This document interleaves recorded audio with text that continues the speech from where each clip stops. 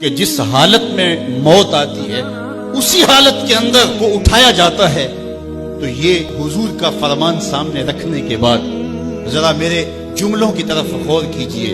حسین ابن علی کا سر قاتل نے اس وقت کاٹا جب سجدے میں جھکا تھا، اور قبروں سے اٹھائے جائیں گے لیکن حسین ابن علی کا سر سجدے سے اٹھایا جائے گا۔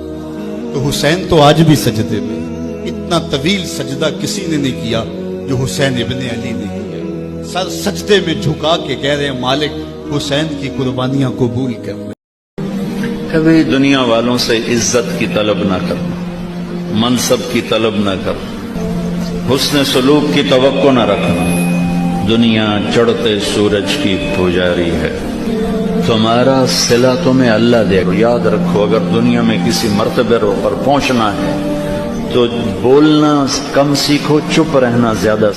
اپنے بھی خفا مجھ سے، بیگانے بھی ناخوش، کہ میں زہر ہلاہل کو کبھی کہہ نہ سکا کن۔ وہ سب کو چھپ کر کرتے ہیں، تدبیر اسے کہتے ہیں، اور ہم در لیے جاتے ہیں، تقدیر اسے کہتے ہیں۔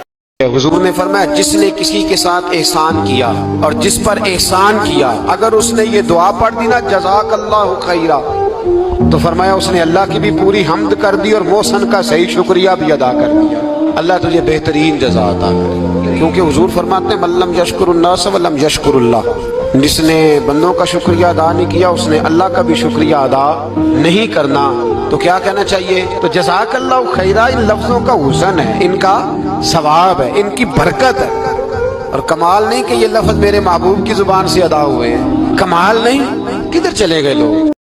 اے پروردگار، ان لوگوں میں انہی میں سے ایک پیغمبر مبعوث کیجو جو ان کو تیری آیتیں پڑھ پڑھ کر سنایا کرے اور کتاب اور دانائی سکھایا کرے اور ان کے دلوں کو پاک صاف کیا کرے۔